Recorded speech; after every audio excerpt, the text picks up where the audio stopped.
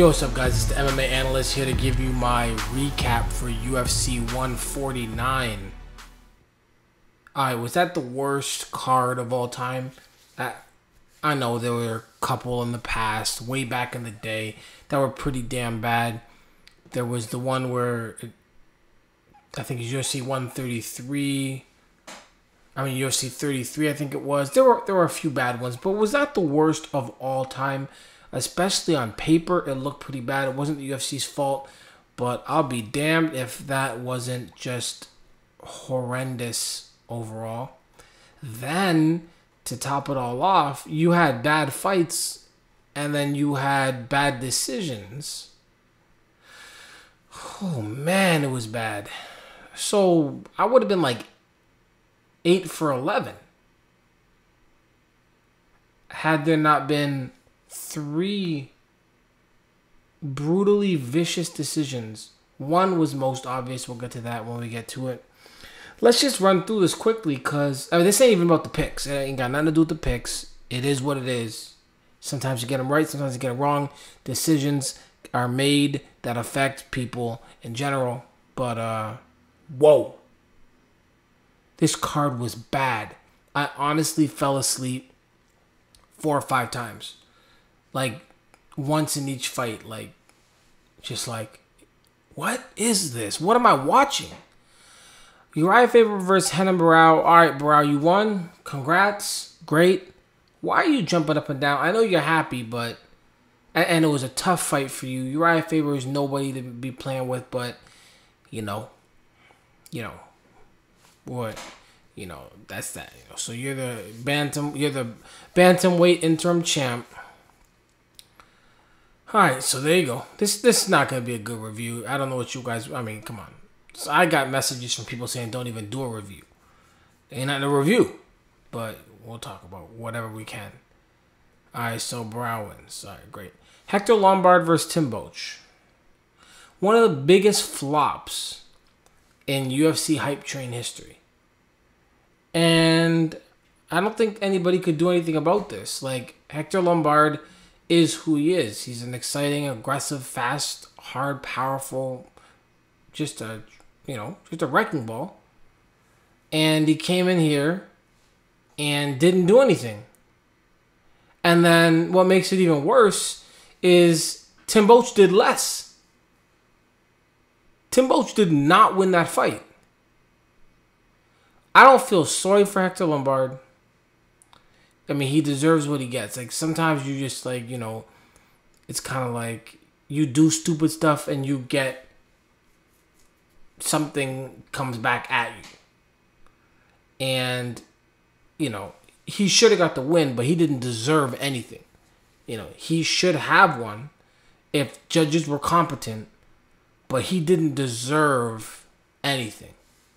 That's all I'll say. Tim Boetsch was terrible. Hector Lombard was terrible. The fight was terrible. And the decision was terrible. Next. Cheick Kongo versus Shawn Jordan. Alright. Sure. You got the win. I did say that Cheick Kongo... the hype train for Shawn Jordan, he was actually the favorite in the betting lines.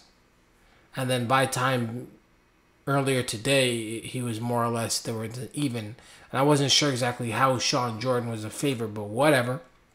He clearly proved his worth, which is that he ain't worth being a favorite over Cheick Kongo. It basically was Cheick Kongo throwing a few strikes, realizing early Shawn Jordan couldn't take him down, and then just clinching up against the cage, and Shawn Jordan trying to get a takedown. Look, I'm going to tell you guys a little bit something about wrestling and takedowns against the cage. I'm not saying I know everything. I know one thing, though. And you guys can watch in the future. And I don't know why fighters, because if I know this, then I know fighters know this. So I don't know why fighters continue to make this mistake. But if you're going for a takedown against the cage and your butt is higher than your head, you are not going to get the takedown unless the other guy is horrifically bad. You're just not going to get the takedown. You're using no leg muscles. You're using all back and you're just trying to yank a guy. You're using back and arm. And your back is low. So how are you going to... And then you got somebody basically putting all their weight on you. And then all their leg weight distributed against the cage. Sometimes they get their foot, like, I don't know if you guys noticed, but between the cage ground and the cage wall, there's a little crack. And the fighter will actually put their foot, slide it in there. So it's even worse.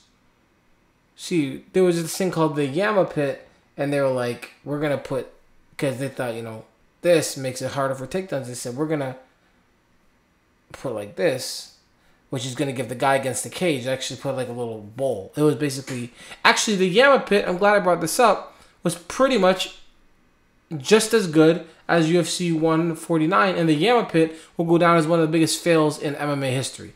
Anyways, or the Yama pit, whatever. I survived the Yama pit, for those who survived it with me.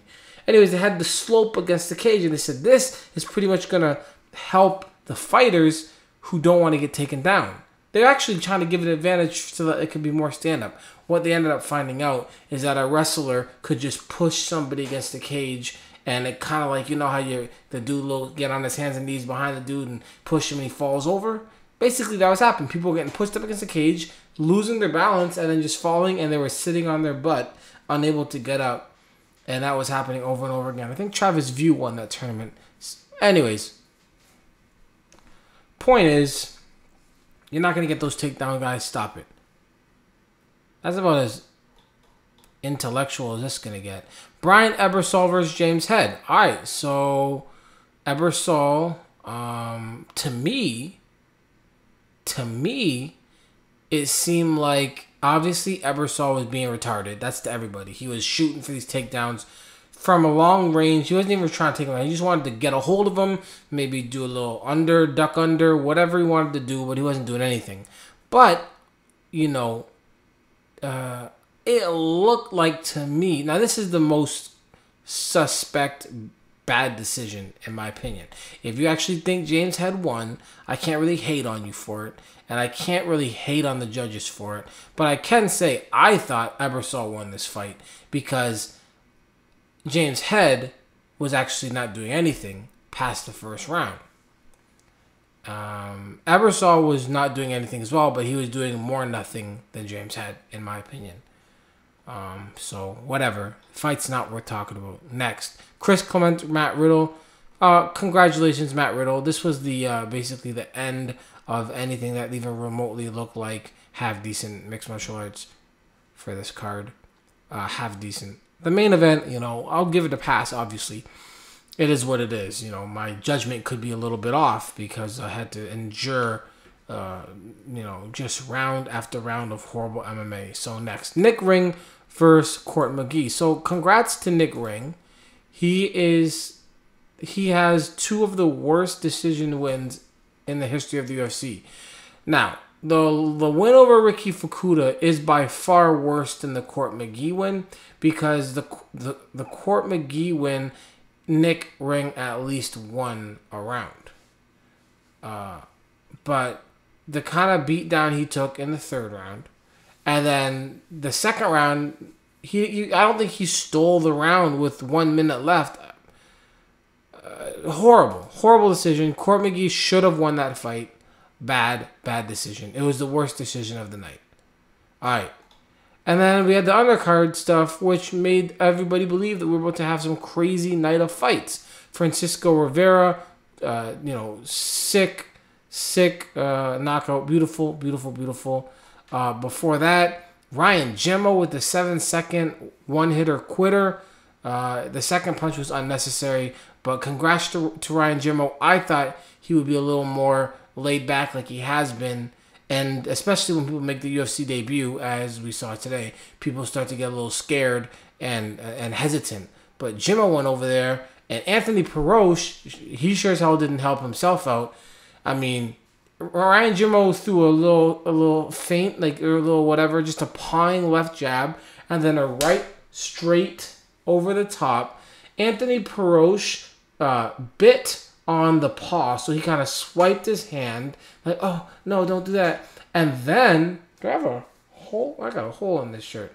Anyways, And then the dude was like, turned his head when he saw the punch coming. Good Lord, Parosha or Parash or whatever, man.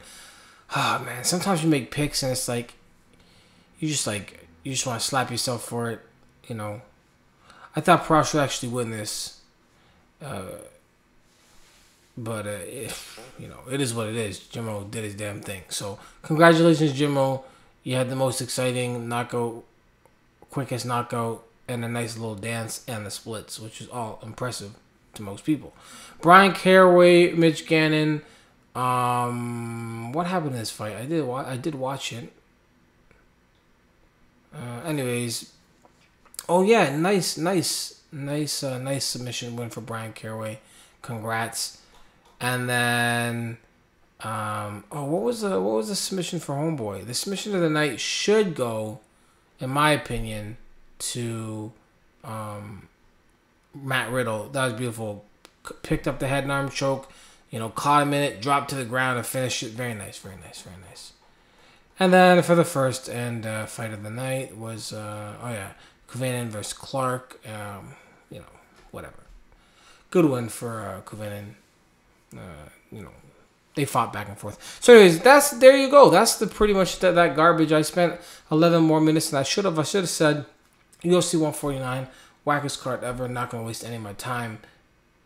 And then I don't even know if I would have said the little catchphrase thing. But damn, that was bad. So now, you know, I'm going to render this damn video. It's going to take another 45 minutes. Then I'm going to upload it. And if anybody actually is staying up to listen to this, I say, you know, man, you guys love MMA. And you must like it as much as me. Because we shouldn't even be wasting any extra time on this. I actually want to see what Dana White has to say in the post-fight press conference. That better be available.